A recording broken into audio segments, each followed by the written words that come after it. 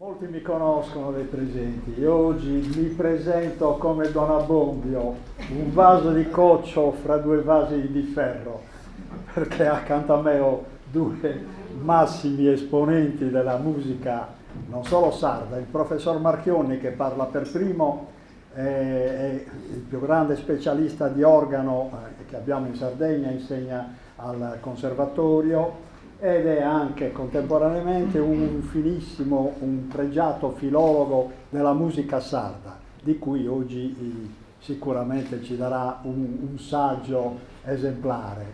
È inutile dire che alcuni musicisti, del conservatorio si dedicano meno male anche alla musica sarda, e questo è un bene, perché la musica sarda finora è stata negletta dai grandi studiosi, mentre c'era bisogno di approfondirla. Io, per quanto riguarda me, ho approfondito il tema esclusivamente come etimologo, tutti mi conoscete come tale, cioè glottologo, etimologo, specialista in etimologia. E così, tenendo conto che ho dovuto scrivere un'intera enciclopedia sulla civiltà dell'antica Sardegna, ho dovuto approfondire anche questo tema, un tema difficilissimo. Io, meno male, mi sono limitato alle etimologie, per le quali sono stato aiutato molto e volentieri dal professor Veplano, che poi presenteremo dopo, il quale è il massimo specialista mondiale, scusate, sto misurando le parole, di canto a tenore e non solo, della musica sarda in generale. Per cui io, ecco perché ho parlato che mi trovo come Don Abbondio. Oggi dovremmo avere una serata veramente speciale. Mi auguro che sia anche contagiosa per il futuro, che da qua prenda via qualcosa di interessante per gli studi sull'antica Sardegna. Prego il professor Marchionni. Grazie e buonasera a tutti. Grazie al professor Bedola, al professor Montalbano per questa occasione di approfondimento molto importante e interessante.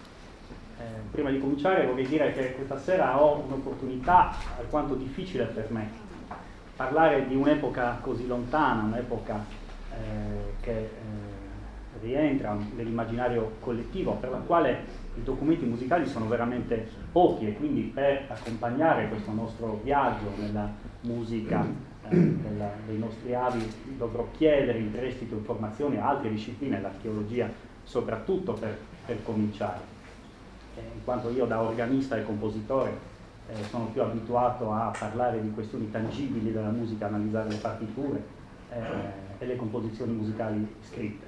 Entriamo in un ambito di tradizione orale, per i quali i documenti non sempre sono facilmente leggibili, e soprattutto l'iconografia ci dà degli spunti di riflessione da ricondurre al nostro tempo, cercheremo di capire insieme quale retaggio è ancora presente in epoca moderna e contemporanea di un'epoca così lontana.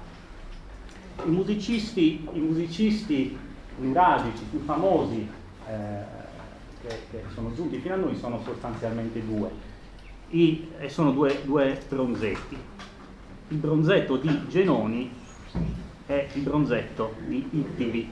Come vedete da questa immagine, abbiamo qui alla mia destra il bronzetto fotografato negli anni 50, come era l'origine, poi è stato rovinato e attualmente tende un restauro che gli consenta di tornare agli antichi splendori. Raffigura un suonatore che elegantemente tiene e porta alle labbra un corno, quello che è stato identificato come corno. La bellezza di questo bronzetto sta nel fatto che alcuni studiosi hanno tentato di riportare all'epoca moderna, di cercare un collegamento tra questo bronzetto e quella che è la società sarda dei secoli successivi. C'è chi vede in questo bronzetto un suonatore militare che incita alla battaglia i guerrieri. Anche a me pare questa interpretazione un po' troppo vicina alla romanità. Preferisco l'interpretazione di Giovanni Liliu, che vede in questo suonatore di corno un antenato nuragico di quella figura così importante nelle comunità sarde, la figura del banditore, colui che passa nelle piazze e al suono potente del suo strumento richiama l'attenzione dei cittadini, dei paesani per enunciare un bando. In noi si è gustum bando, si diceva anticamente, figura ancora presente in Sardegna nella fino alla metà del Novecento. Presente sicuramente nell'immaginario collettivo, tanto che un grande compositore del Novecento, tuttora vivente con il nostro contemporaneo Vittorio Montis, decide di cominciare una sezione del suo capolavoro sinfonico intitolato Remote prigioni del tempo proprio per suonatore di corno, immaginando un banditore che passando nelle piazze del paese raccoglie, raduna le persone per iniziare la festa. E qui sentiamo proprio il suonatore di corno, il banditore, con la sua antica funzione di richiamo. Anche Ennio Porrino, nel suo capolavoro teatrale Sciardana, inizia nel preludio sinfonico presentando un tema, un leitmotiv dell'opera proprio con questo strumento. Non sappiamo se Porrino conoscesse questo bronzetto, anche se questa immagine che vediamo degli anni 50, Porrino compone Sciardana e rappresenta Sciardana alla fine degli anni 50 ai primi anni 60, quindi probabilmente c'è un collegamento. Sicuramente lo conosceva Vittorio Montis quando scrive questa meravigliosa parte sinfonica del suo brano. La possiamo ascoltare.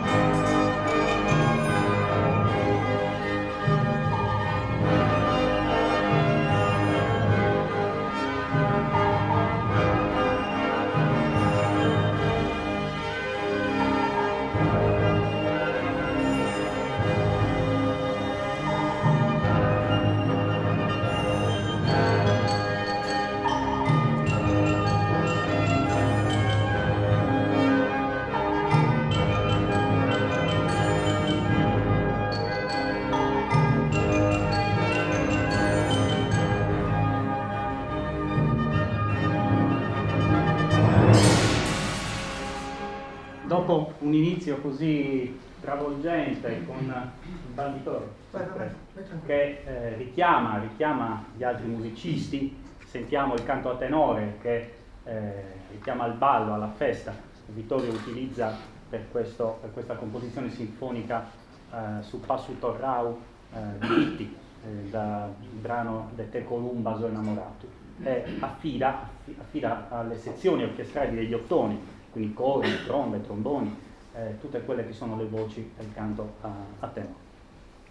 Il secondo bronzetto, forse ancora più famoso, che ci racconta di un'epoca passata dei musicisti così antichi è il Bronzetto di Littiri, celebre. Chi si occupa di musica, chi ha studiato la musica popolare e soprattutto il repertorio delle Launeddas, sa bene quanto sia importante questo documento. Importantissimo perché questo suonatore, come vedete, imbocca uno strumento tricalamo, uno strumento a 3 canne, assimilabile alle nostre Launeddas, alle odierne Launeddas. Ma qual è l'aspetto più interessante? L'aspetto interessante è che questo bronzetto risale al VI-VII secolo a.C. In tutti i libri di storia della musica, quelli anche più importanti che usiamo nei conservatori, c'è scritto che la polifonia nasce in Europa intorno al X secolo d.C. Quindi insomma c'è un lasso di tempo piuttosto elevato tra il VI a.C. e il X d.C. Ovviamente c'è da fare una precisazione, perché nei libri di storia della musica si parla di polifonia scritta, quindi quella ricerca musicale che ha condotto alla composizione, alla scrittura della musica. In Sardegna la scrittura musicale non è mai esistita, la tradizione orale ha sempre condotto e portato i musicisti a tramandare oralmente benissimo tutti i pensieri musicali e le forme musicali. Però è significativo che tra quello che avveniva in Sardegna in epoca così remota e quello che poi è avvenuto in Occidente, in Europa, nello specifico a Parigi con la scuola di Notre Dame, in ambito polifonico ci sia un lasso di tempo così ampio. Perché? Perché chi si occupa di storia della musica, di musicologia, sa bene che una civiltà che scopre, che sviluppa gli strumenti musicali, è già una civiltà di per sé avanzata. In più, una civiltà che sviluppa strumenti musicali polifonici è molto più che avanzata. Io direi che è una civiltà raffinata, perché se lo strumento nasce come imitazione della voce, significa che un nucleo di persone in quella civiltà hanno dedicato del tempo, e chi studia la musica sa quanto tempo sia necessario per produrre buoni risultati, a questo tipo di ricerca. Prima di tutto una ricerca strumentale, l'imitazione della voce. In secondo luogo una ricerca fisica sul suono, per consentire alle 3 canne di suonare bene insieme. Quindi questo è assolutamente indicativo di una ricerca profonda che in epoca nuragica è stata fatta in ambito musicale. E poi c'è un terzo aspetto che a me ha sempre affascinato, qui entra in gioco l'organista. Chi conosce le Launeddas sa bene che Launedda è un termine generico, perché le Launeddas sono una grande famiglia di strumenti. Ci sono tanti tagli, a seconda della funzione, dell'altezza, della particolare tessitura strumentale, ci sono dei nomi particolari. Uno di questi nomi, lo strumento principale, uno degli strumenti principali delle Launeddas, prende il nome di punto e organo. Punto e organo. Detto così può sembrare semplice. Quante volte abbiamo sentito anche nelle feste su ballo a punto e organo. Innanzitutto anche qua c'è da fare una precisazione, perché punto e organo è lo strumento, ma in Sardegna avviene spesso che il ballo che si danza sulle note di quello strumento prenda il nome dallo strumento stesso. Così avviene col punto e organo, così avviene con la fiuda bagadia, così avviene con tanti altri balli che prendono col fiorassio, esatto, che prendono proprio il nome dallo strumento. Però è affascinante proprio l'accostamento di questi due termini, puntu de organo.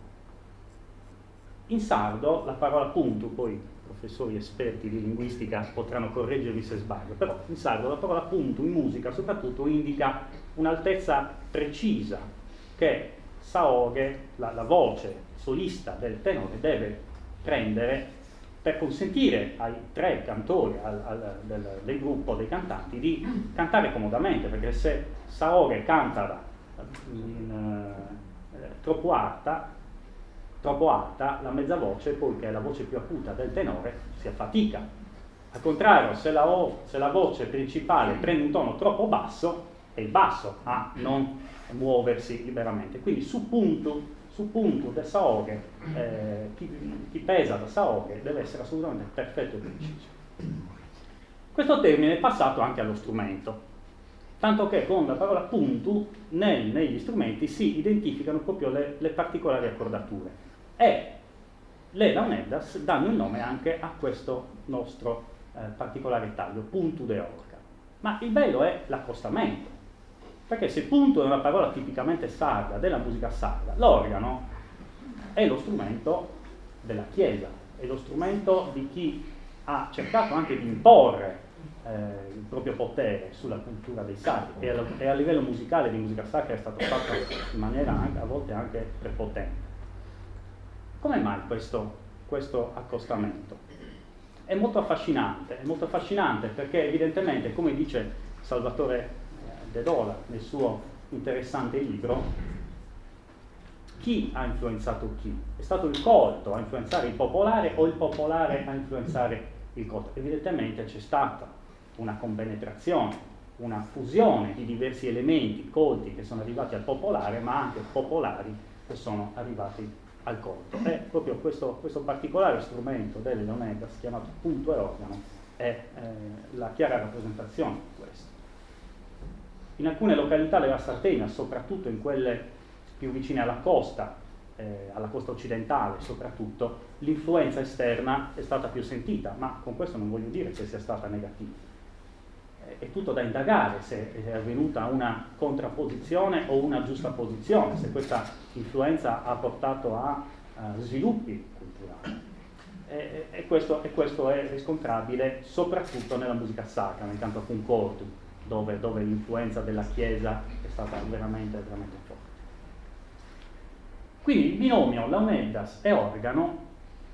Vi ricordo che l'organo poi è un altro strumento sardo, non che l'organo sia arrivato in Sardegna e poi è stato dimenticato. L'organo è presente in Sardegna fin dal XV-XVI secolo, è attualmente il più antico organo suonabilissimo e molto bello presente in Sardegna, è del 1600, è questo qui, si vede? È un organo ad ala, piccolino, costruito da un costruttore romano che arriva in Sardegna nel 1667.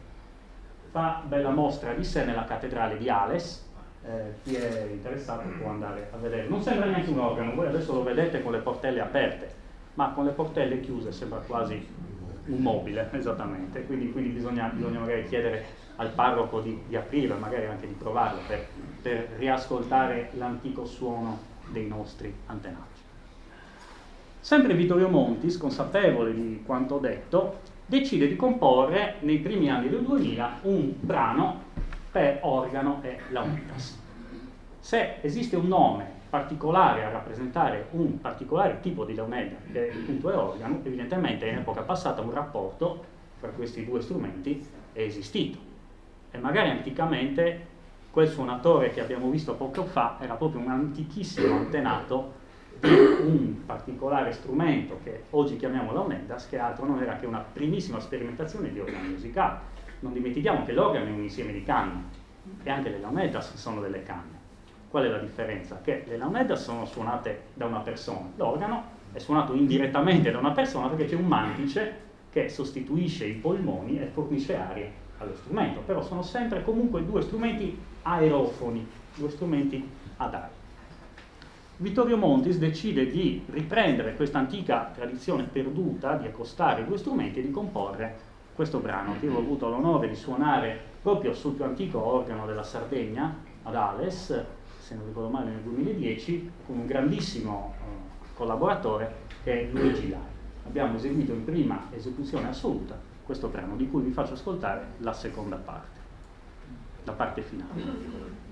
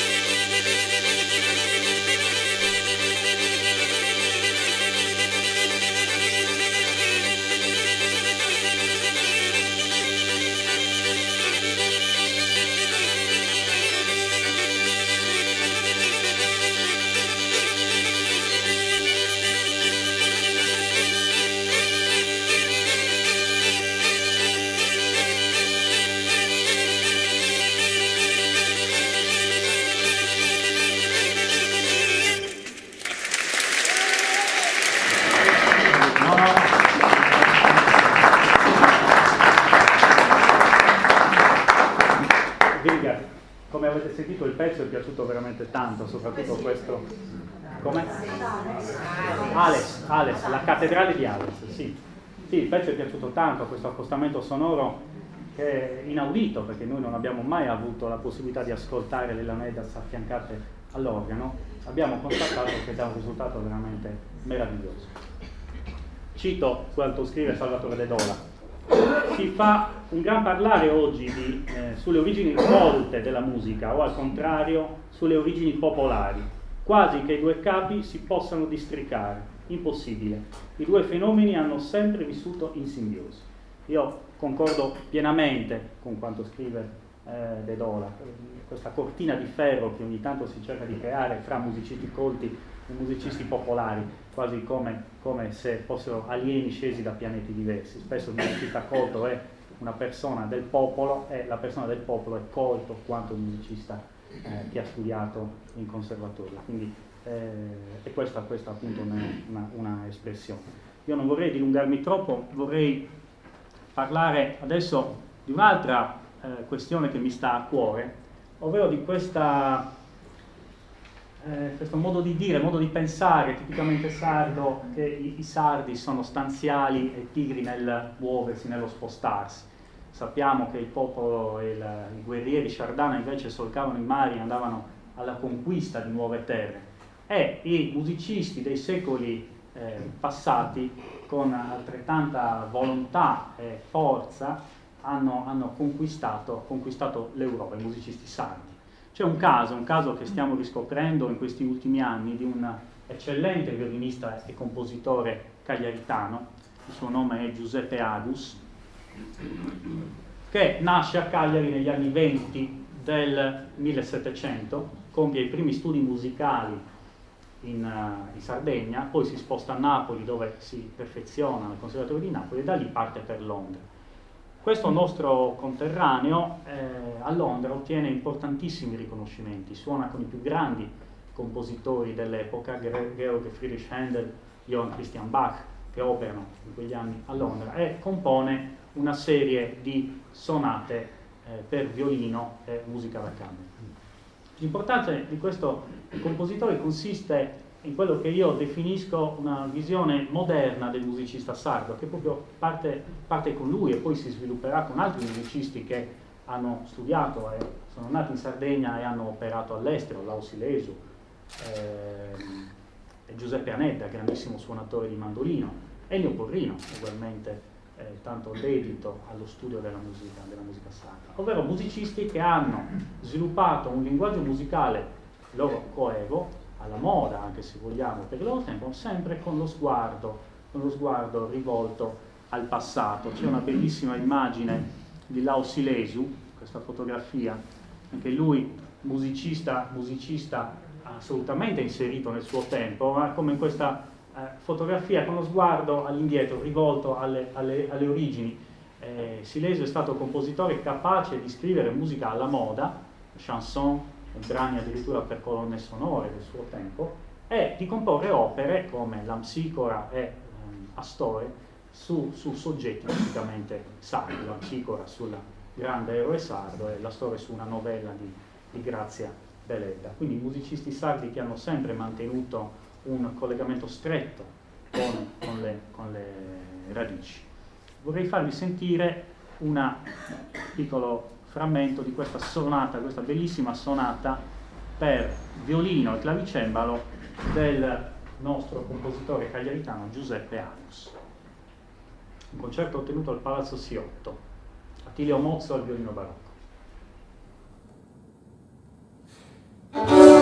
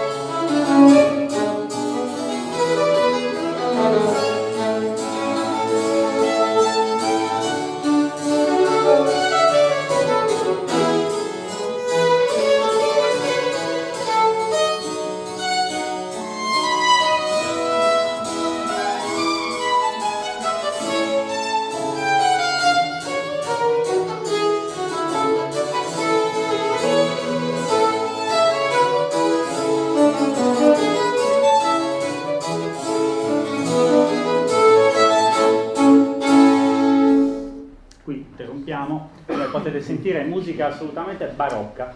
Musica assolutamente barocca, potrebbe essere scritta da un compositore francese, da un compositore tedesco, invece è scritta da un compositore sardo nella prima metà del 1700.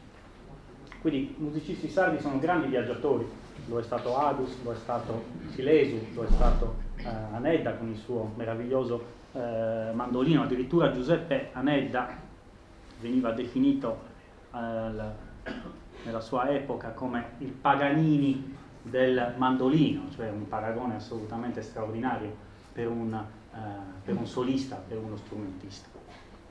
E lo è stato anche Ennio Porrino, che compone, come ho detto all'inizio del mio intervento, il suo grandissimo capolavoro teatrale di Sciardana, Uomini dei nuraghi. Lui non aveva dubbi sul fatto che i Sciardana fossero i sardi.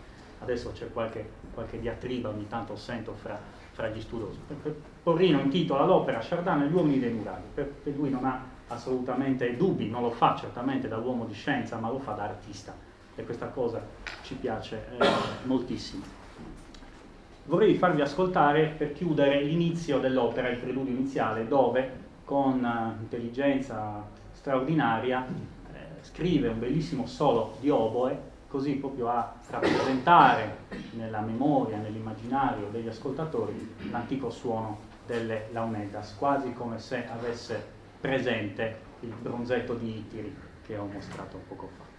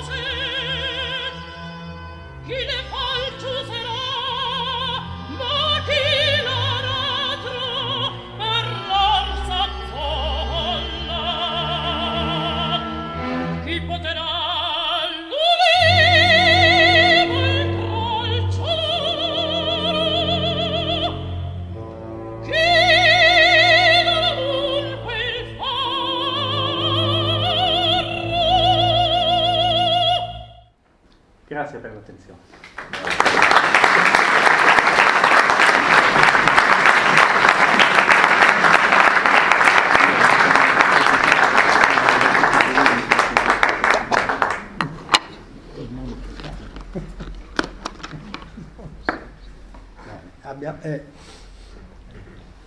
Non si accende, vabbè, intanto tu vuoi continuare con la luce spenta? Sì, per me. Allora, il professor Deplano, dovevo dire tante cose, qualcosa l'ho detta poco fa.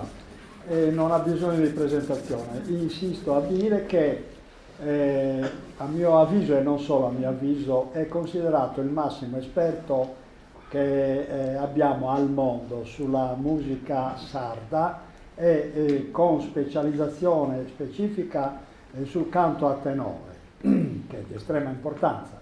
Oggi non so se lui si sosterrà proprio su questa materia, però voglio dire, su questa materia ha scritto parecchi volumi. In questo momento non ho l'elenco, non ve lo posso dire, però come dire, ha riempito tutti i vuoti che finora esistevano su questa materia. Ha detto molto oltre i vuoti, perché ha specificato cose che nessuno mai al mondo aveva intuito come dire, sul procedere profondo della musica del canto a tenore. Bene, io gli lascerei la parola perché non saprei cosa aggiungere. Dopo questo prologo io parlerò sicuramente bene del libro di Tore.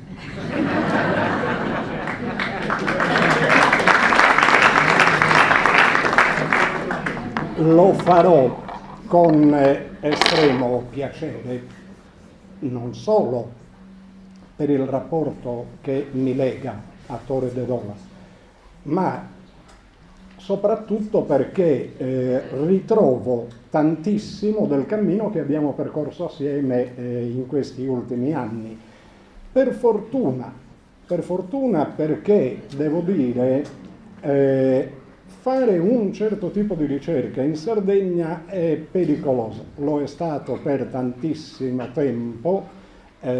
Quando io iniziai a studiare il canto a tenore venivo già da una grande pratica di canto, però non ero soddisfatto del risultato a cui ancora non riuscivo ad approdare, e cioè cosa significassero quei suoni espressi dalle voci del coro. E così mi misi in cammino a cercare cosa potesse significare tutto quello e per fortuna poi si incrociarono le strade mia editore e da quel punto abbiamo uno scambio, credo, proficuo, almeno per me lo è, sul tenore, ma anche su tante altre parti della cultura e della lingua della Sardegna.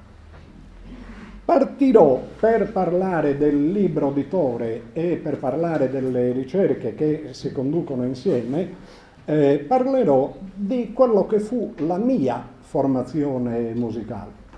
Come la gran parte dei bambini, vi sto parlando di ieri, non dell'altro ieri, di ieri, come la gran parte dei bambini in Sardegna io aspettavo la festa di Santo Francisco di Lula, perché i miei nonni, che erano molto devoti, andavano alla festa di San Francesco e tornavano portandoci dei regalini. In particolare una cosa che mi regalavano era l'armonica a bocca. Questa non è una di quelle, ne ho cambiate tante in vita mia, ma con l'armonica a bocca si aveva un primo approccio alla musica della Sardegna. Un altro approccio invece veniva con quest'altro strumento, che è la trumba. Vi sto indicando la trumba dorgalesa. Noi ad Orgali la chiamiamo così, l'unico paese in Sardegna, e specifico oltretutto che questa è proprio tipica di Dorgali e si riconosce, se riuscite a vedere bene, dal ricciolino che ha. Vedete? Nella linguetta, nell'ancia, ha questo ricciolino. Questi due strumenti saranno stati la disperazione dei nostri nonni e dei nostri genitori, perché non si faceva altro che suonare su queste cose, fino a imparare qualcosa. Che cosa? La prima cosa da imparare per tutti quanti era su ballo torrale ad Orgali, dappertutto nel resto della Sardegna su passo torrale. cos'è su Passo Torrao? Beh, a me diedero due frasi musicali. Una prima, Fabrizio mandi in proiezione la prima slide, una prima è costituita da delle cifre 30, 40, 100, 91.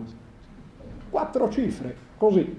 Ma queste 4 cifre, ripetute, stabiliscono il ritmo del ballo. 30, 40, 100, 91.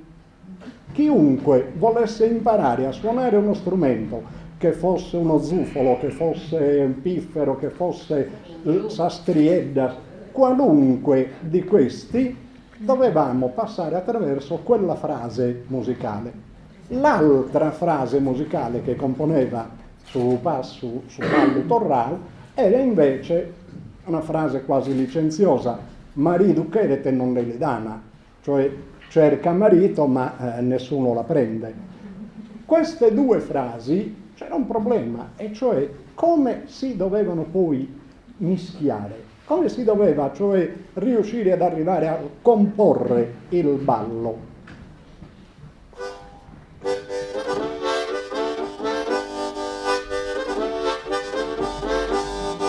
Questa è la prima frase.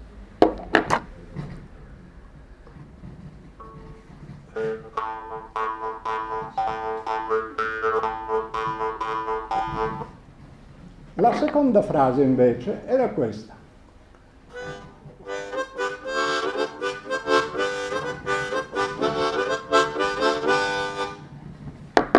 E nella tromba era questa.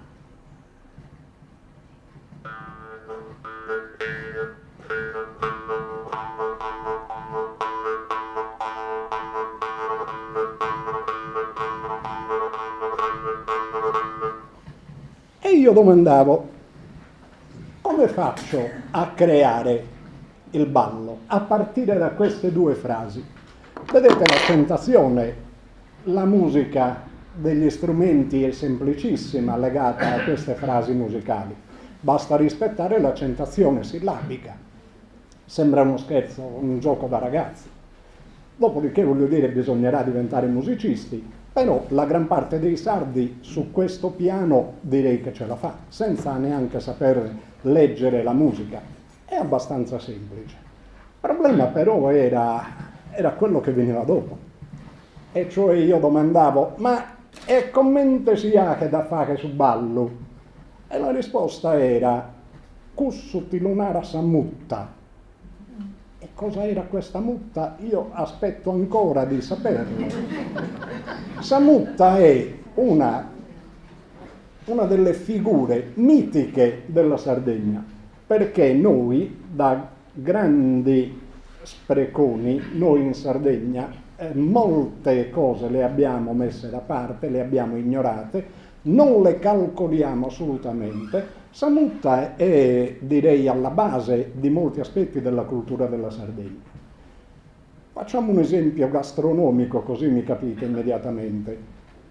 Io metto il latte a cuocere, ci metto dentro il caglio, a un certo punto su caso deppe fare samutta, deppe servitare samutta.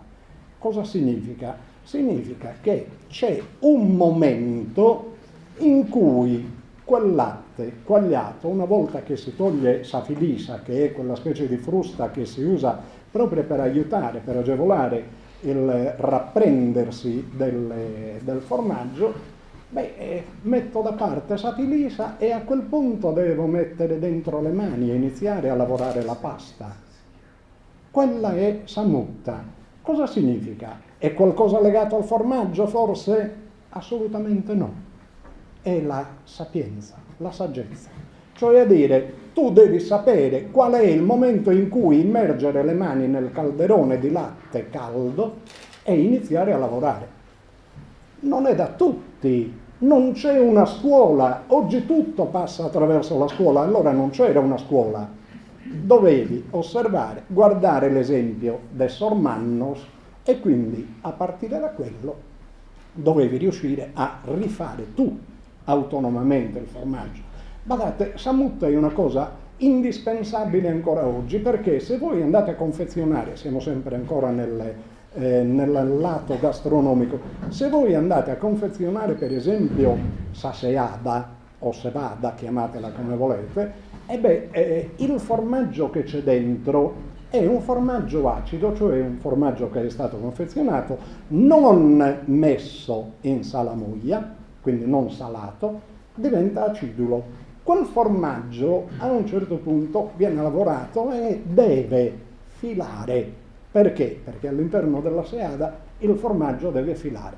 Qual è il momento in cui quel formaggio grattugiato, quel formaggio acidulo grattugiato può diventare filante?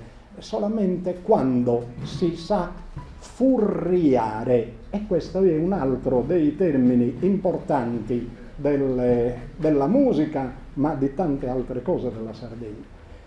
Si tratta anche qui di una dimensione mitica.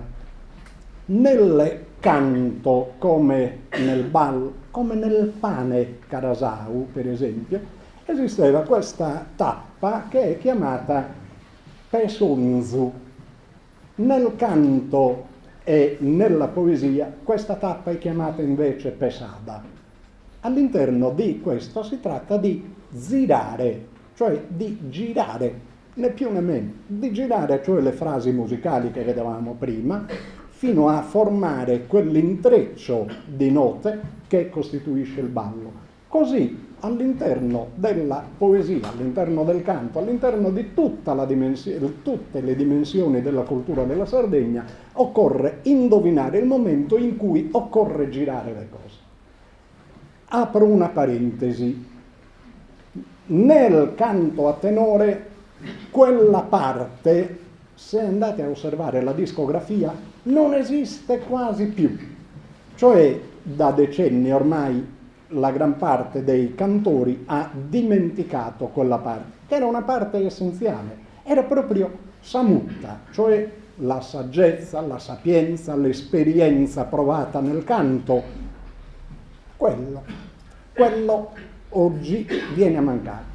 Ma sentiamo il primo brano. Nel primo brano ho cercato di sposare i due aspetti. Uno è quello del canto e l'altro è quello invece del testo che viene cantato. Si tratta di una moda di Barore Sassu, che era un poeta di Banari, un poeta improvvisatore, che improvvisò a suo tempo una moda. Una moda è un componimento poetico che ha, vedete bene, la stessa etimologia di mutta, cioè sa moda è la sapienza che uno deve avere, quindi la saggezza e quindi la competenza, la conoscenza che uno deve avere su un determinato assunto. Solitamente noi avevamo questa abitudine che alla fine di una gara poetica, in una serata dedicata a un santo, ci fosse questa produzione agiografica, questo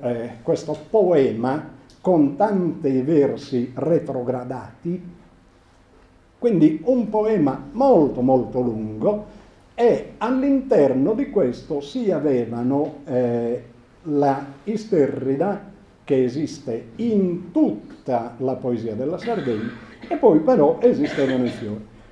Questo autore non lo hai messo nel libro, è una parola chiave, questa qui, sos flores, non hanno niente a che vedere con i fiori, cioè un vegetale, e non è quindi derivante dal latino flos floris, viene invece dall'accadico, significa buru in accadico, cioè figlio. Cioè a dire, all'interno della poesia si seminano dei semi, appunto, che poi dovranno proliferare. La musica altro non è se non un insieme di proliferazioni. Cioè, se voi andate a vedere bene all'interno del testo musicale che svolgevo prima, 30 baranta 191, 30 baranta 191, marituchere, vedete come frammento la frase? La ripeto, la riavvolgo, eccetera, eccetera. Bene, nella poesia funziona un po' nello stesso modo e nella poesia abbiamo questi fiori, chiamiamoli così, che però sono i figli che devono produrre altra terminazione rima e devono quindi sviluppare il significato anche testuale. È una delle grandi invenzioni del canto. Andiamo al primo brano. Costantino superbuitis imperu, canno fundeiti a Costantinopoli, e Adriano po' Adrianopoli, uno in Turchia e uno in Macedonia. Avete sentito il canto disteso da parte del solista e qui è il canto disteso da parte del coro. Si chiama Bochelonga questo. Po' Filippo han fondato a Filippopoli, po' Atena sull'umene di Atene, po' Ciro a Colonia e Cirene, po' Babele sull'umene Babilonia. E cosa zirada?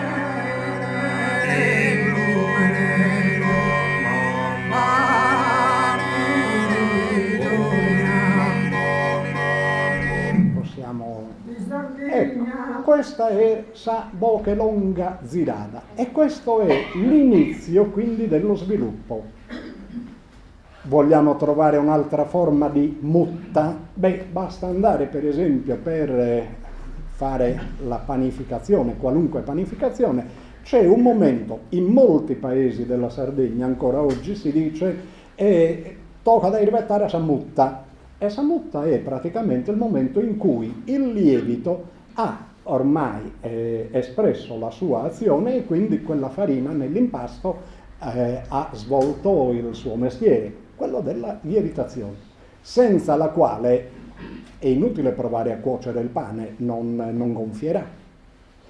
E quindi si dice oggi ancora erde muttaona, erde malamutta, una sorta di nome ancipite che può essere una dea buona o una dea cattiva. Se il pane non lievita, magari è per il fatto che fuori c'è molta umidità. Se il formaggio non fila, è perché magari non hai dato le giuste calorie al calderone su cui è messo il latte. Insomma, lo vediamo come fosse davvero una divinità. E invece Samutta non ha niente di divino, ripeto, è la saggezza. La saggezza perché? Perché poi, una volta che si è ottenuta Samutta, cioè quella esperienza, allora si può passare al secondo brano. Su Zirada, prego, prego.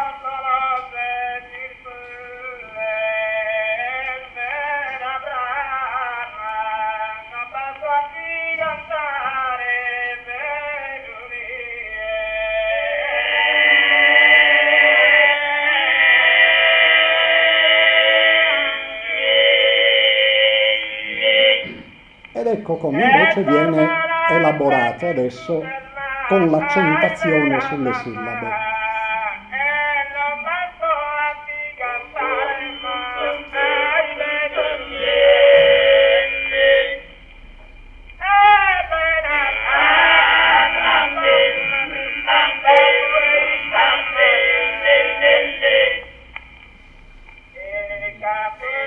Vi faccio notare, come lo avete sentito poco fa, il solista gridi all'interno del canto, perché il canto è una forma di gridare. Amen. Vorrei che questo lo otteneste per uno sviluppo successivo. Bene, questa è la figura quindi della mutta, che è quella che dovrebbe consentire ai sardi di fare musica, di fare formaggio, di fare poesia, di fare il pane, di fare il tutto. Tutto ruota intorno a Samutta. Mutta che oggi noi usiamo addirittura con uno spostamento semantico notevole per indicare altro, cioè per indicare l'umore delle persone. Mi permetterete una licenza. Comare Sebastiana è trista e de malamutta.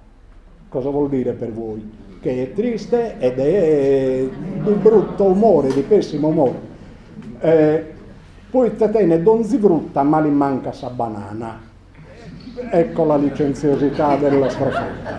Ora, tenete conto, nella musica della tradizione ricercare samutta era cercare l'esperienza e attraverso l'esperienza riuscire quindi a cantare. Questo ci dice che cantare in Sardegna era una cosa seria, non era passare il tempo, per quello c'erano tanti momenti certamente, ma cantare era un qualcosa di serio perché il canto, proviamo a ricordarcelo, il canto è sempre qualcosa che è rivolto al divino. Poi oggi ci viene difficile pensare questo, ma il canto era una delle prime forme di preghiera. E qui passiamo ad un altro segmento invece della ricerca di Dedò. Io ho iniziato a cantare a tenore quando avevo 14 anni e a 14 anni non mi ponevo certo il problema che dentro il canto a tenore ci fosse la religione. No, per me proprio questo era di là da venire, era lontanissimo. Per me l'importante era stare in compagnia con le persone con cui appunto fare canto e questo significava tutto, era la socializzazione. Invece però c'era un aspetto che era davvero indelicato, e cioè cantare significava provare le corde vocali. Provare in sardo non significa fare la prova, significa danneggiare le corde vocali. E io ci provavo ad imitare il canto degli adulti, no? Provavo questo, imitare il canto degli adulti alterando il timbro. Sentiamo il terzo brano, poi vediamo che cosa è. A, E, I, A, E, Puoi interrompere. A. Forse l'avete sentito anche voi su YouTube, l'avete riconosciuto? Vi ho appena fatto ascoltare la mummia del Similan, Ötzi.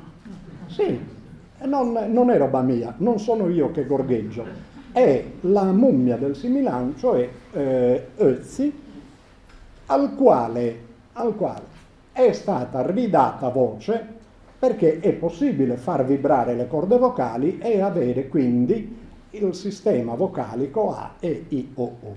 E vi domando, avete sentito bene? Ma voi pronunciate A, E, I, O, U oppure pronunciate A, E, I, O, U come lui? Da qui c'era la ricerca del timbro. Questo timbro, che non ha nulla di naturale per noi oggi, probabilmente era il timbro naturale di Ötzi, ma io non sono d'accordo su questa teoria. Perché? Perché significherebbe che un tempo, cioè 2000 e passa anni prima di questa nostra epoca, le persone avessero questo tipo di linguaggio. Io non sono disposto a crederlo. Però è vero che sul mistero del canto a tenore, cioè dell'origine del canto a tenore, qualche problema si pone. Perché il canto a tenore altera quelle voci?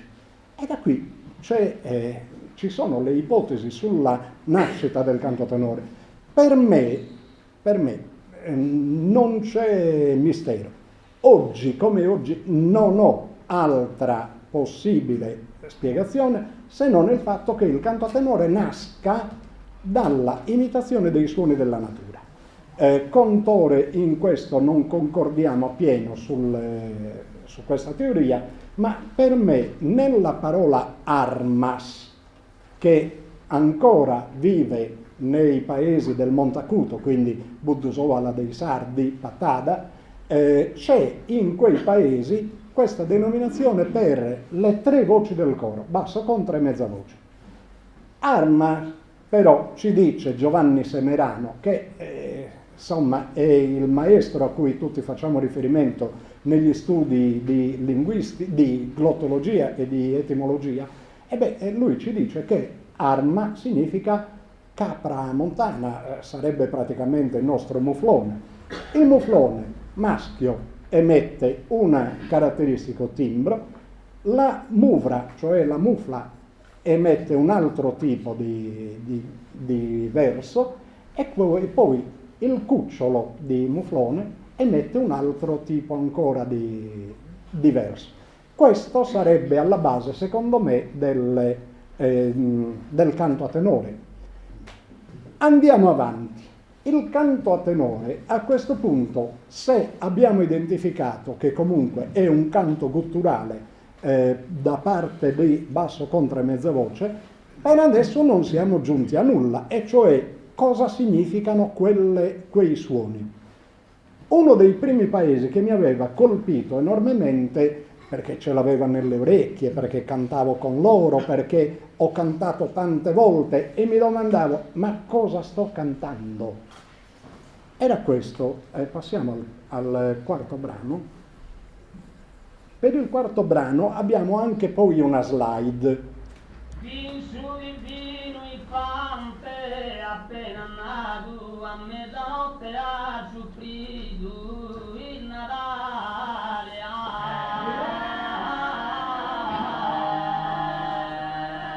Sentite questo ra ra ra ra ra ra ra ra ra ra, bim bam bam. Si tratta del coro di Lodè. La voce solista, questa persona che sentite cantare in questo momento, era una delle grandi, forse la più grande voce che abbiamo mai avuto come voce solista, ma ripeto, questo è Lodè. L'invocazione è chiaramente un'invocazione a Ra, il dio sole, e quindi Lodè, rispetto a una diatriba che esiste ancora sulla questione di Lodè, qual è la sua etimologia? Per molti Lodè verrebbe da un latino poi, lutum, cioè fango, no? Assolutamente no. Guardate bene, Lodè viene da lu, che significa splendente, divampante, e de, che è invece il creatore.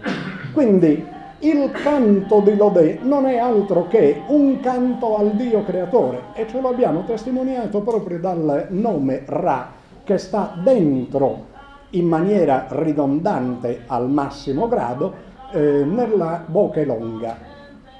Questo era uno dei primi passi per capire il canto a tenore, e quindi le sillabe che tutti quanti continuiamo a definire non significanti, non senso del canto a tenore. No, il canto a tenore era un canto, dicevo prima, di natura religiosa. Dopodiché la chiave di volta io l'ho ottenuta nel Turturino di Orosei. Su ballo a passo Turturino di Orosei è quello che veramente contiene un tesoro di inestimabile valore, perché questo ballo, che sul piano strettamente musicale non è che sia così ricco, ha però al suo interno intanto il nome Turturino, che non ha niente a che vedere con la tortora, ma proprio nulla in termini assoluti. Ha invece poi un canto omoritmico da parte di basso, contra e mezza voce, tutti e tre insieme cantano le stesse desinenze sonore, e ve le faccio ascoltare e vedrete in proiezione la slide con il significato sia del nome Turturino e poi delle desinenze sonore.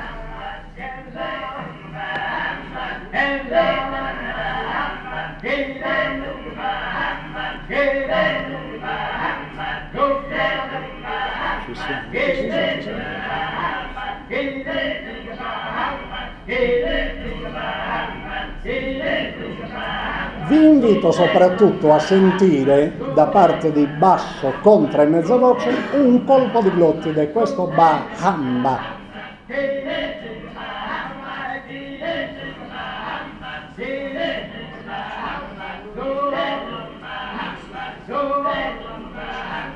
Io credo che possa essere sufficiente. Avete visto poi sulla slide quale sia il significato non solo del nome del ballo, ma anche poi il significato del testo musicale creato da basso con tre mezze voci, e cioè Dio sommo, regalaci l'armonia nel suono.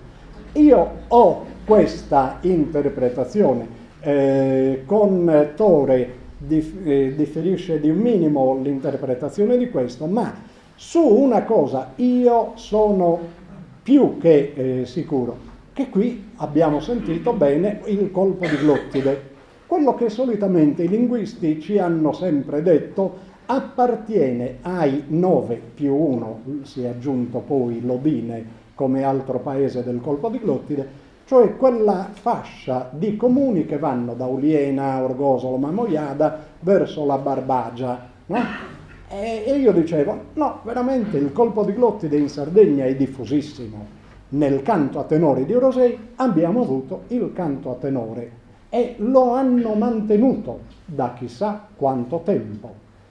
Proviamo a vedere da quanto tempo. Beh, se un canto è dedicato, come nel caso che abbiamo appena sentito, a un Dio sommo, questo certamente, se proviamo a trovare una spiegazione in latino, in italiano, in greco, non riusciamo a trovarla, mentre avete visto che, servendoci della lingua sumera, della lingua accadica, abbiamo una traduzione precisa del significato di quella frase musicale. C'è una cosa, Tore mi dice, il colpo di glottide, insomma, si può vedere se c'è, non c'è. Io vi propongo a questo punto un altro brano, sempre di Orosei, ed è un altro di quelle preziosità del canto, della musica sarda, che ci consente addirittura di andare indietro nel tempo di molto. Vi chiedo di fare estrema attenzione perché qui il colpo di glottide non lo sentite. Se invece lo sentite, per favore segnalatemelo. Andiamo con il sesto brano. Video.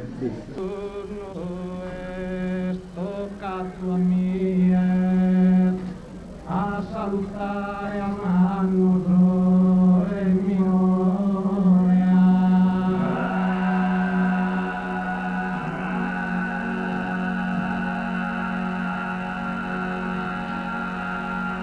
È sempre la bocca longa, quindi l'inizio.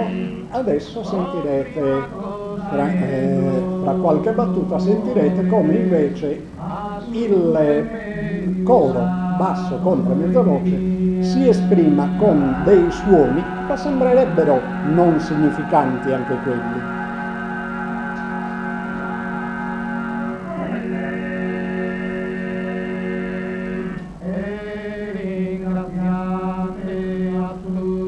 Eccolo qua, sentite da qui.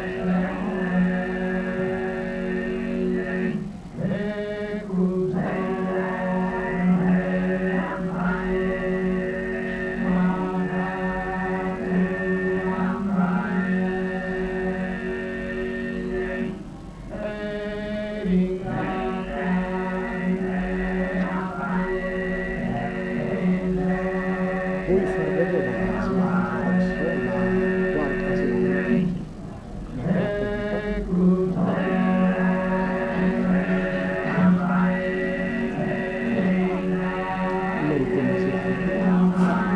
Ecco qua.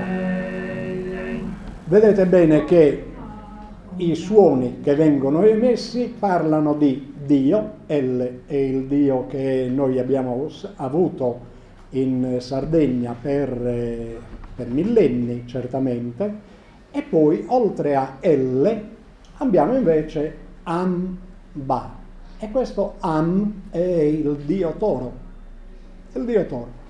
Ora questo, chiamiamolo ritornello anche se improprio, questo L Amba Ye è un'invocazione al Dio Toro. C'è una forma di commistione forte fra quello che è El, il Dio della Bibbia, e invece Amba, cioè il Dio Toro.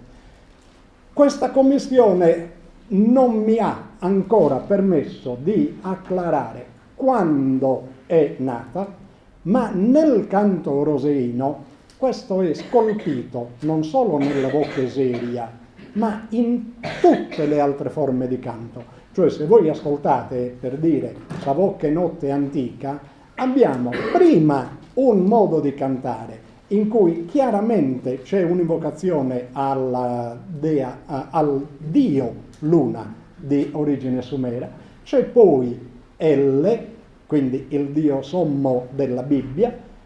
Poi però in una seconda fase di sviluppo sentirete nuovamente le ambaye, e quindi si torna all'invocazione al dio toro.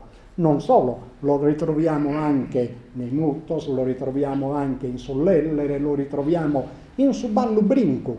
Suballu Brincu ugualmente mantiene questo le ambaye.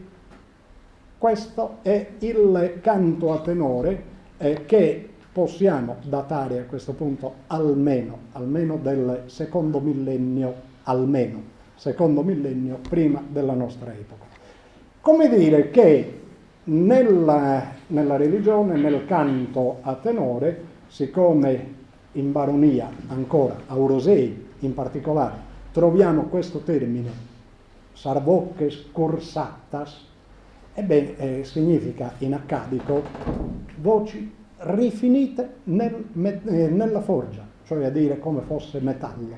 Certamente, per dire quello che riprendo da Fabrizio, la civiltà nuragica aveva una finissima cultura musicale, tanto da pensare, se noi lasciamo questo canto non abbiamo bisogno della scrittura.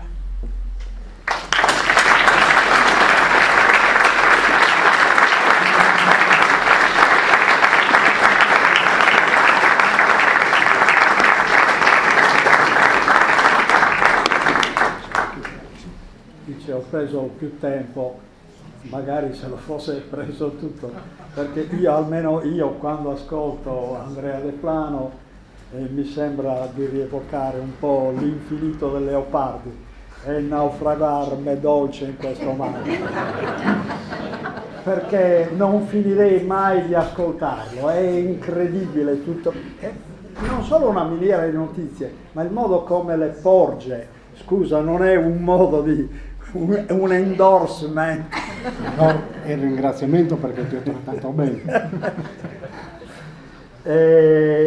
Io sarò molto più breve, anche perché non voglio rubare tempo, dato che seguo le mie slides e mi siedo direttamente.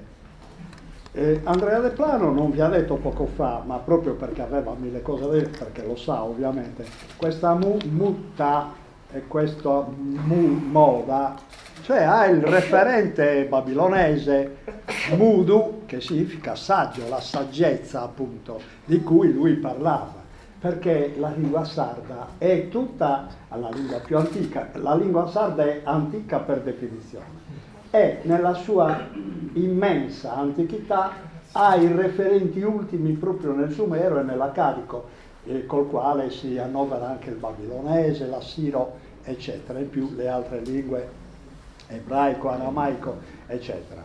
E io mi fermo proprio su quelle lingue perché sono il fondo della nostra ricerca, del nostro sapere, della nostra civiltà. E oggi vorrei parlare, però, siccome parlare della musica antica della Sardegna è veramente non si finirebbe mai, io oggi mi fermo soltanto sul canto, su canto d'Orrau e su canto dei Sei, che è tipico del sud Sardegna, anche se si ritrovano in forme un po' diverse questi canti anche nel nord Sardegna. Io come etimologo mi fermo esclusivamente alle etimologie. Torrau viene dall'accadico turru, restituire, restituzione. E da qui capite che la parola è molto antica ed è tipicamente sarda, cioè si conserva in babilonese ma anche in sardo, mentre in italiano abbiamo un perfezionamento, chiamatelo, con una modifica della parola con l'epentesi della N, tornare in italiano, tornare, restituire, eccetera. Questa epentesi della N, questa inserzione in mezzo alla parola della N è tipica non solo dell'italiano, ma anche del sardo, in migliaia di parole sarde, per cui è un fenomeno mediterraneo, diciamo, no? Tirrenico, ma anche mediterraneo. Su canto torrau, per cui da noi ha questo significato, il canto che si restituisce, cioè che rimbalza, quello che poi vedremo veniva chiamato dai greci amebeo, cioè il canto di restituzione. E un'altra forma di chiamare questo canto nel sud Sardegna è su canto dei sei, che però questo sei, riferendosi al sumerico, ha un altro significato ben preciso, che è la recita a memoria, sumerico di parlare e si ricordare. Perciò su canto di si anticamente e oggi dei sei significa appunto recita a memoria. Due modi di ricordare il canto amebeo, così chiamato dai greci. L'uno e l'altro sono cantati tramite ismutetus, qui nel sud Sardegna, ma la parola originaria non è mutetu, ma mutu, perlomeno il nucleo basale della parola e del concetto in sé. E lo ritroviamo nel nord Sardegna, che, badate bene, deriva proprio dal sumerico, che significa congiura cantata, cioè lotta cantata, insomma, no? Dal sumerico mu, suono, e tu, congiura, mutu. E il mutetu è una sua forma ampliata concettualmente, dove si mette anche etu, che significa letteralmente parlare per incantesimi, sempre in sumerico.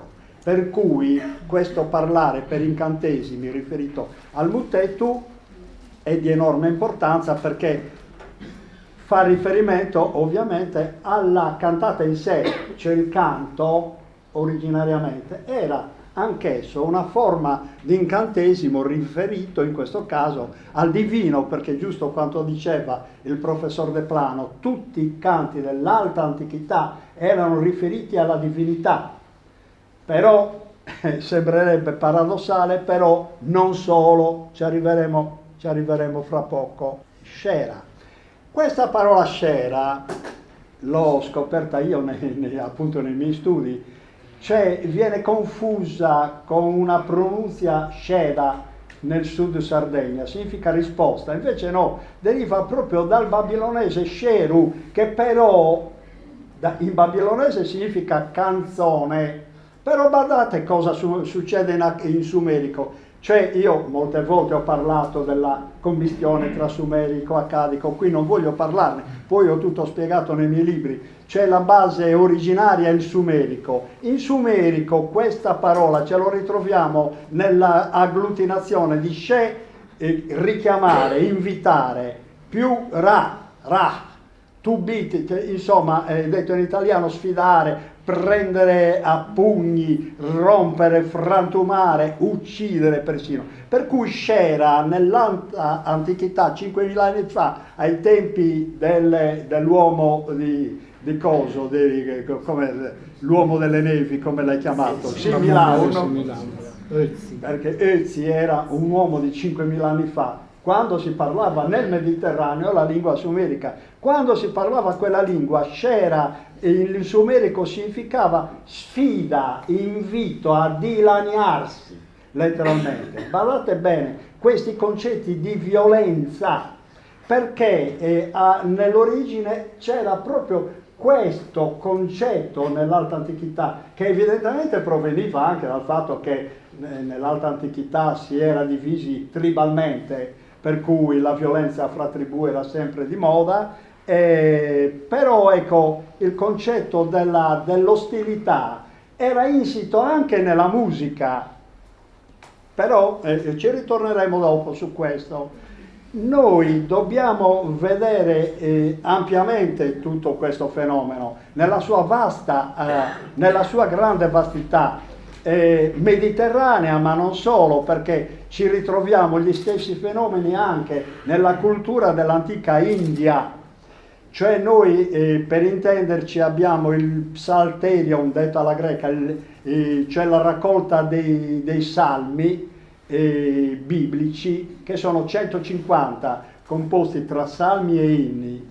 Però nel Rig Veda, per esempio, abbiamo 1028 inni, sono tutti inni quelli, tutti rivolti alla divinità, sempre rivolti alla divinità, come nel Salterio. Cosa succede nel Salterio e nel Rig Veda? Che si trovano due cori che cantano in stile antifonale alternativamente, cioè replicando l'uno all'altro in ogni momento e in ogni luogo. Chiaramente questa replica antifonale aveva un suo significato peculiare che non stiamo qui a verificare, perché ogni popolo ebbe il proprio genio nello sviluppare questi canti, questi stili antifonali. Antifona in greco significa letteralmente canto contro, letteralmente, anti, contro e phonos, canto. Per cui il canto antifonale è proprio quello che si fa reciprocamente un coro contro l'altro. Poi invece abbiamo il responsorio, come voi sapete, che è un botta e risposta tra coro e il solista, cioè il solista che intona, che dice la sua frase e poi il coro dei fedeli gli risponde. E questo è un fenomeno tipicamente mediterraneo, ma non solo, ce l'abbiamo in tutta l'Eurasia. Questo canto restituito, il canto amebeo, sugantu torrao, eccetera, è vecchio come il mondo, è vecchio. Noi abbiamo un primo accenno, prendendo sempre dalla letteratura mediterranea, abbiamo il primo accenno in Omero, dove abbiamo però nell'Iliade canto 18, abbiamo una scarna descrizione di due pastori che seguono a passo veloce le loro vacche e pur col passo veloce suonano la siringa, cioè il flauto di Pan, l'organo attuale, la siringa che sapete come è fatta, con le canne degradanti, però tutte unite. Ecco, figuriamoci, c'è il canto, la musica responsoriale in questo caso era espansa nel Mediterraneo dappertutto. Noi dopo Omero la ritroviamo tipica e ben spiegata nel ditirambo greco. Il ditirambo sino ad oggi nessuno era riuscito a capire che significasse letteralmente, lo vedete nella slide. Dal ditirambo nacque niente meno che la tragedia. La tragedia greca in origine non era altro che un botta e risposta tra corifeo, cioè capo del coro, e il resto del coro, oppure tra due cori che si cantavano reciprocamente, sempre cantate le loro battute, si cantavano reciprocamente delle considerazioni, dei pensieri profondi, delle considerazioni morali sulla vita. Da qui nacque la tragedia greca. Vedete che significa il ditirambo? Significa gruppo, letteralmente gruppo di cortigiani che giudicano il letto di canne. Questo la radice sumerica porta anche amb, eccetera, che può significare anche protezione, cioè tetto di una camera riservata, oppure letteralmente finestra, cioè lo stare alla finestra ad osservare. Perciò il ditirambo in origine non era altro che un gruppo di persone, in questo caso si parla di cortigiani, un gruppo di persone che giudica il momento del matrimonio, giudica le nozze a cui sono stati invitati. questo giudicare proprio il letto di canne proprio fa anche ridere, perché evidentemente è un modo per dire che erano lì presenti, sia pure ascoltando, non dico guardando con gli occhi, erano lì presenti per sentire che casino facessero le canne mentre loro stavano, gli sposi stavano nella camera da letto. Tutto questo l'ho voluto dire perché questi canti antichissimi erano rivolti a Dio, contemporaneamente erano rivolti al Dio della natura, cioè al Dio sommo nella sua epifania di Dio della natura. Cioè i matrimoni per eccellenza erano i momenti in cui si doveva pensare, si poneva un piano per la ricreazione, la procreazione del genere umano. Per cui era una cosa serissima il matrimonio nell'alta antichità, bisognava fare figli e bisognava fare i massimi auguri alla sposa, principalmente alla sposa che doveva generare. Il ditirambo nacque proprio nella sua più alta origine, che so io, 5, 6, 10.000 anni fa, come una delle cerimonie fondamentali del momento delle nozze. Sempre ci si riferisce ovviamente alle nozze tribali. I fescennini, che invece ce li ritroviamo nel Lazio, anche questa è una parola mai capita dagli studiosi. Si dice che derivi da Feschennium, un paesino, un borghetto rurale del Lazio che non si sa neanche dove fosse. In realtà non è così, come vedete dall'etimologia. Ne parlano Orazio e Catullo. All'inizio Catullo, dove parla di Fescennina Iocazio, cioè letteralmente gli scherzi fescennini che si facevano sempre agli sposi il giorno delle nozze. Orazio parla invece esplicitamente che i fescennini erano di una trivialità incandescente. E era tipico, la trivialità era tipica specialmente del popolo, per ovvie ragioni, perché gli mancava la cultura adeguata. Non era sempre così, però badate come cosa significano i fescennini. Pesh, discendenza,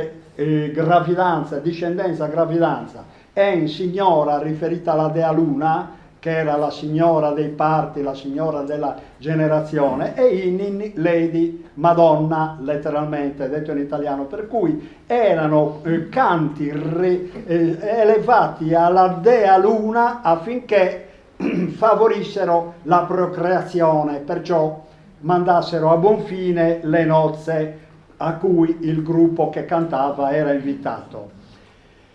Una forma dotta invece ce l'abbiamo in Teocrito, e qui entriamo nella tradizione ormai veramente storica. Teocrito è uno scrittore siracusano, intorno al 300 a.C. scrisse, era dalla Magna Grecia, ed è io lo chiamo un autentico titano della letteratura, perché lui sui 30 idilli che scrisse ne scrisse 6 amebei, e questi scontri amebei, questi canti amebei sono nonostante si riferiscano esplicitamente alla sessualità, sono di una purezza verbale, di un unitore verbale, di un'evanescenza verbale incredibile. Cioè qua si vede l'uomo colto, non solo colto, ma coltissimo, rispetto al popolino che invece cantava alla sua maniera i fescennini o i ditirambi in Grecia.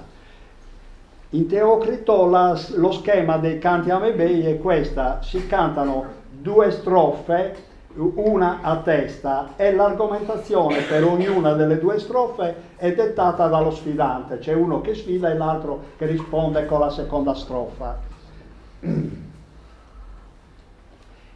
Ci ritroviamo questa tradizione di Teocrito 3 secoli dopo con Virgilio nelle Bucoliche. Virgilio su 10 egloghe metà sono canti amebei.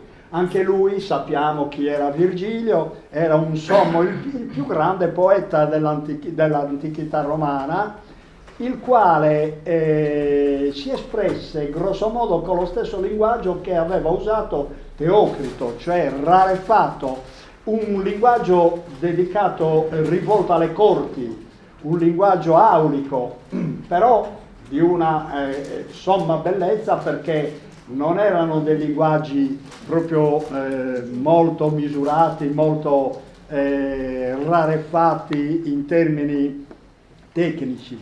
C'è moltissima poesia al loro interno, cosa che invece nei Fescennini e nei Ditirabi magari mancava. Io con quest'ultima slide ho terminato perché non volevo rubarvi tempo. Noi la tradizione amebea dello scontro verbale tra due che cantano ce l'abbiamo sempre avuta. Noi la riscopriamo nel Medioevo con lo stornello, lo strambotto e la canzone. Lo stornello viene derivato dal provenzale estorn, lotta, tenzone, e già la parola dice tutto, mentre lo strambotto si dice dal francese estribò, componimento satirico. Anche qua la satira è sempre una componente del canto amebeo. Ecco, e qua è la tradizione medievale che ci riporta quasi ad oggi questo fenomeno plurimillenario. Ma fermiamoci sul concetto di canzone. Si diceva qua che le parole che si riferiscono ai canti sardi sono autenticamente sardi. Cioè io nel mio libro ho spiegato che è autenticamente sardo anche la parola tenore, cioè migrò nel resto d'Italia, però è tipicamente sarda, e ho spiegato perché. E così è anche la canzone. La canzone la ritroviamo in Sardegna, presa dal sumerico catum, parlare, portare novità. Il canto è colui, era recitato da chi portava le novità, con la solita epentesi della N all'interno. Cantu, perciò è parola sumerica questa. Questo riportare per canto le novità era tipico nell'antichità dei menestrelli, dei trovatori e così via. Era una tradizione vecchissima che era tipica anche per il fatto che veniva tenuta viva nei villaggi laddove il linguaggio scritto era sempre un'eccezione. Per cui figuriamoci, i menestrelli eccetera andavano in giro a raccontare le loro storie, i rapsodi, sempre cantando, anche perché il canto era un modo di ricordare più facilmente gli episodi narrati. E qua terminiamo con la parola canna. La parola canna è il primo organo, come sappiamo, a parte l'osso si dice, ma l'osso bucato che determinò il primo strumento musicale, non si può dire che sia il più alto dell'antichità, si può dire che il più alto, pare che risalga il ritrovamento a 4500 avanti Cristo, ma secondo me non è il più antico. Il più antico strumento è sempre stata la canna, solo che la canna si deteriora ed ecco perché non figura essere il più antico. La canna viene dal sumerico ha, vegetale, nab, musicista, significa letteralmente la pianta dei musicisti, va bene? Hannab,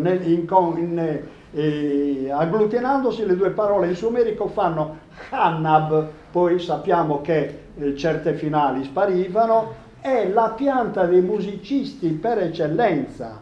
Ce la ritroviamo la canna anche nella parola accadica, canu, da cui il cognome sardo canu, appunto, mentre da canna viene il cognome sardo cannas.